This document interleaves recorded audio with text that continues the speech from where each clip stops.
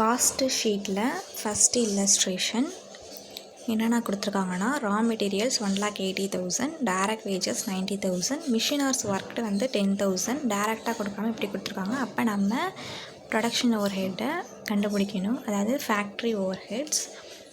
அதுக்கு machine hour rate per ஹவருக்கு என்னென்னா 8. அப்போ 10,000 இன்ட்டு 8 வந்து என்னென்னா 80,000. அதுதான் வந்து என்னென்னா ஃபேக்ட்ரி ஓவர் ஹெட்.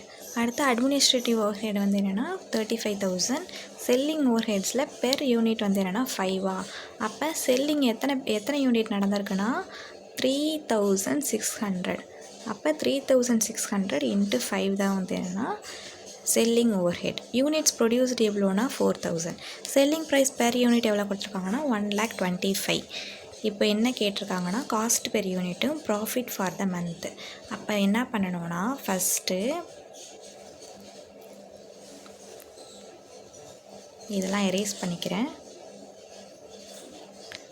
ஃபஸ்ட்டு இதில் என்ன கொடுத்துருக்காங்க, ரா மெட்டீரியல்ஸ் கொடுத்துருக்காங்களா.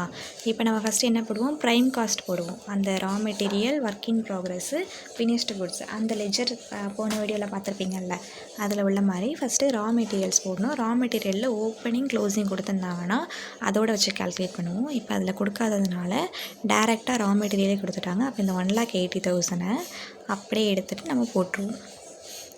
ரா மெட்டீரியல்ஸ் 1,80,000. இப்போது இந்த 1,80,000 எதால் டிவைட் பண்ணி நம்ம காஸ்ட் பெர் யூனிட் போடணும்னா 4,000 யூனிட்ஸு. அப்போ 1,80,000 டிவைட் பை 4,000 போட்டிங்கன்னா 45 வரும்.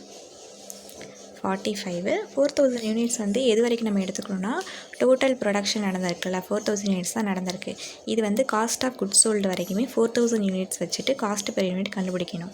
அதுக்கப்புறம் அட்மினிஸ்ட்ரேட்டிவ் ஓவர் ஹெட்டுக்கும் செல்லிங் ஓவர் ஹெட்டுக்கும் வந்து என்னென்னா 3,600, அதாவது எவ்வளோ சோல்ட் பண்ணியிருக்கோமோ அதை வச்சு டிவைட் பண்ணணும். இப்போது டைரக்ட் மெட்டீரியல் போட்டாச்சு. இப்போ நம்ம ஃபஸ்ட்டு ப்ரைம் காஸ்ட்டுக்கு போடுவோம்ல, அதை போட்டுக்கணும். அடுத்து டைரக்ட் வேஜஸ் இருக்குது 90,000. இப்போது அதே 90,000 நம்ம போட்டுக்கலாம். இங்கே போட்டிருக்காங்க 90,000. இதோட 4,000 டிவைட் பண்ணி பார்த்திங்கன்னா 22.5 வரும். இப்போது அடுத்து டைரக்ட் லேபர் இருக்கான்னு பார்க்கணும். டைரக்ட் லேபர் இருக்கான்னு பார்த்தோன்னா டைரக்ட் லேபர் கொடுக்கல. அதனால் இதை ரெண்டையும் அப்படியே ஆட் பண்ணி போட்டால் தான் நமக்கு என்னென்னா ப்ரைம் காஸ்ட்டு கிடச்சிருச்சா. இதில் நீங்கள் வந்து புக்கில் பார்த்துக்கோங்க கொஷின்ஸை, நான் இதில் அப்படியே ஆன்சர் அப்படியே எக்ஸ்பிளைன் பண்ணிடுறேன். அடுத்து நெக்ஸ்ட் என்ன கொடுத்துருக்காங்கன்னா அட்மினிஸ்ட்ரேஷன் ஓவர் ஹெட்ஸ் கொடுத்துருக்காங்களா 35,000. அந்த அட்மினிஸ்ட்ரேஷன் ஓவர் ஹெட் எங்கே வரணும், கீழே. அப்போது அந்த அட்மினிஸ்ட்ரேஷன் ஓவர் ஹெட் 35,000 போட்டாச்சு. அட்மினிஸ்ட்ரேஷன் ஓவர் ஹெட் நம்ம வந்து எதுக்கப்புறம் போடுவோம்னா காஸ்ட் ஆஃப் குட்ஸ் சோல்டுக்கு அப்புறம் தானே போடுவோம். அப்போ அப்படி போடுறதுனால நான் என்ன சொன்னேன், நம்ம 3,600 எவ்வளோ சோல்ட் பண்ணுவோமோ அதை வச்சு டிவைட் பண்ணணும். அப்போது 35,000ஓட 3,600 டிவைட் பண்ணிங்கன்னா 9.72 வரும். அதுதான் காஸ்ட் பெர் யூனிட்டு. அடுத்து என்ன இருக்குது, செல்லிங் ஓவர் ஹெட்ஸு பெர் யூனிட்டுக்கு எவ்வளோனா 5. அதே நம்ம யூனிட் சோல்டு அதுக்கப்புறம் கொடுத்துருக்காங்க 3,600. அப்போ அந்த 5 இன்ட்டு 3,600 போட்டிங்கன்னா 18,000 வரும். இப்போ 18,000 ஒரு யூனிட்டுக்கு எவ்வளோ 5. இதோட நம்ம எதை டிவைட் பண்ணணும், அதான் 3,600 தான் டிவைட் பண்ணணும். டிவைட் பண்ணால் இந்த அமௌண்ட் நமக்கு கிடச்சிரும். அடுத்து யூனிட்ஸ் ப்ரொடியூஸ்டு எவ்வளோனா 4,000. And next unit sold 3,600. அடுத்து செல்லிங் ப்ரைஸ் பெர் யூனிட்டு 125. இது வந்து நமக்கு லாஸ்ட்டில் ப்ராஃபிட் கண்டுபிடிக்கிறதுக்கு யூஸ் ஆகும் இந்த செல்லிங் ப்ரைஸ் வந்துட்டு. அடுத்து இப்போ ப்ரொடியூஸ்டு எவ்வளோனா 4,000. ஆனால் நம்ம சோல்ட் பண்ணது எவ்வளோன்னு பார்த்தோன்னா 3,600. அப்போ அந்த 400ங்கிறது வந்து என்னென்னா க்ளோசிங் ஸ்டாக்காக இருக்கும். அப்போ அந்த 4,000க்கு நம்ம இங்கே போடணும். இப்போ இந்த ஃபேக்ட்ரி ஓவர் ஹெட்ஸும் மிஷின் ஹவர்ஸ் ஒர்க்டு 10,000. அப்புறம் அந்த மிஷின் ஹவர்ஸ் ரேட்டு பெர் ஹவருக்கு எவ்வளோனா 8. அப்போ 8 இன்ட்டு 10,000 80,000. அதோட நம்ம 4,000, அதாவது மொத்தம் ப்ரொடியூஸ் பண்ணதை டிவைட் பண்ணோன்னா 20 rupees வரும். இப்போ இதை ரெண்டையும் நம்ம ஆட் பண்ணி நமக்கு போட்டால் என்ன கிடைக்கும்னா காஸ்ட் ஆஃப் ப்ரொடக்ஷன் கிடச்சிரும். காஸ்ட் ஆஃப் ப்ரொடக்ஷன் வந்து எப்படி வந்துச்சுன்னா, இப்போ நமக்கு இதுக்கிட்ட வந்து என்னென்னா ஒர்க் காஸ்ட்லாம் எதுவுமே இல்லை. அதனால் டேரெக்டாக நமக்கு லாஸ்ட்டில் என்ன கிடைக்குமோ அந்த காஸ்ட் ஆஃப் ப்ரொடக்ஷன் போட்டாச்சு. இப்போ நமக்கு ஒரு இந்த க்ளோசிங் ஸ்டாக்குமே இல்லை அப்படின்னா இதுதான் வந்து என்னென்னா காஸ்ட் ஆஃப் குட்ஸ் சோல்டுன்னு போட்டுருவோம்.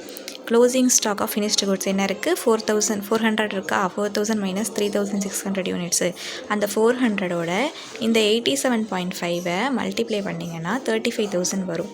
என்ன பண்ணணும், அந்த லெஜர் அக்கௌண்ட்டில் உள்ள மாதிரி ஓப்பனிங் ஸ்டாக்காக இருந்தால் ஆட் பண்ணணும், க்ளோசிங் ஸ்டாக்காக இருந்தால் லெஸ் பண்ணணும். அப்போ இதை லெஸ் பண்ணோன்னா நமக்கு 3,15,000 கிடைக்கும். இந்த 87.5 அப்படியே போட வேண்டியதான். அடுத்து நம்ம இந்த அமௌண்ட்லாம் போட்டாச்சா, இப்போ இது ரெண்டையும் ஆட் பண்ணால் நமக்கு என்ன கிடைக்கும், காஸ்ட் ஆஃப் சேல்ஸ் கிடைக்கும். இது உங்களுக்கு புரியலைன்னா போன வீடியோவில் லெஜர் நான் எழுதுனதை எக்ஸ்பிளைன் பண்ணியிருப்பேன், அதை போய் பார்த்துக்கோங்க. அடுத்து நம்ம இப்போ என்ன கண்டுபிடிக்க போகிறோம், காஸ்ட் ஆஃப் சேல்ஸ் கிடச்சிருச்சு. அவங்க செல்லிங் ப்ரைஸ் பெர் யூனிட்னு லாஸ்ட் லைனில் கொடுத்துருந்தாங்கல்ல, இப்போ அதை வச்சு நம்ம எவ்வளோ ப்ராஃபிட் நமக்கு கிடச்சிருக்கு அப்படின்னு பார்க்க போகிறோம். இப்போது சேல்ஸ் ரெவன்யூ நம்ம எவ்வளோ சேல்ஸ் பண்ணியிருக்கோம், 3,600 யூனிட்ஸு. எவ்வளோ ஒரு பீஸ்க்கு பெர் யூனிட் எவ்வளோன்னு கொடுத்துருந்தாங்க, 125. அப்போ 3,600ஐயும் 125 மல்டிப்ளை பண்ணோன்னா 4,50,000 கிடைக்கும். அதோட காஸ்ட் ஆஃப் சேல்ஸ் எவ்வளோ, 3,68,000. லெஸ் பண்ணோன்னா கிடைக்கிறதா என்னென்னா ப்ராஃபிட்டு 82,000.